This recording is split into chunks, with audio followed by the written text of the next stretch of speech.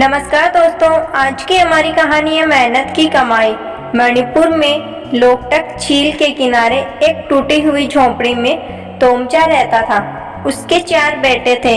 तोमचा की पत्नी का देहांत हो चुका था। उसके बेटों को केवल भीख मांगना ही आता था। सुबह होते ही वे चारों पिता सहित अपना कटोरा उठाए चल देते। उन्होंने घर में ही 5 चूल्हे बना रखे थे। भीख में मिले अनाज को वह अपने अपने चूल्हों पर भून देते। इसी तरह गरीबी में वे दिन गुजार रहे थे। एक दिन तोमचा को ध्यान आया कि क्यों न बड़े बेटे की शादी कर दी जाए। यूं तो भिखारी लड़के के लिए दुल्हन लाना बहुत ही मुश्किल था, परंतु ईश्वर ने अपने आप रास्ता निकाल दिया। अनाथ तोम्बी के मामा ने उससे पीछा छुड़ाने के लिए उसका विवाह तोमचा के बड़े बेटे से करवा दिया। तोम्बी ने ससुराल में कदम रखा तो वहां की बुरी हालात देखकर तंग रह गई। ससुर और लड़कों के जाते ही उसने कमर कस ली, अपने घर में झाड़ू लगाया, फिर 4 चूल्हे तोड़ दिए, पड़ोसन से चावल मांगकर पका लिए, चटनी तैयार कर ली। जब घर के पुरुष पहुंचे तो खाने पर टूट पड़े। उन्होंने पहली बार ऐसा स्वादिष्ट भोजन किया था। खाना खाते खाते तोमचा की नजर टूटे चूल्हे पर पड़ी। वह गुस्से से बोला, क्यों रे लड़की, आते ही हमारे चूल्हे तोड़ दिए।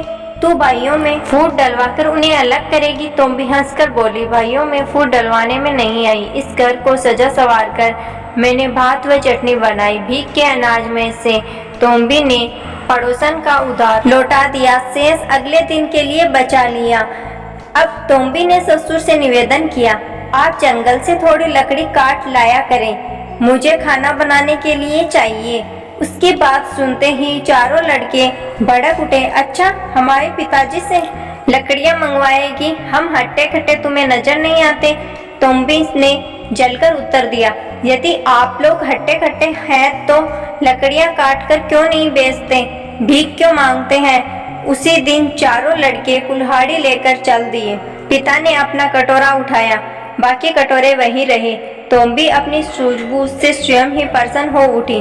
शाम को उसका पति लकड़ी बेचकर पैसे लाया तो वह फूली न समाई।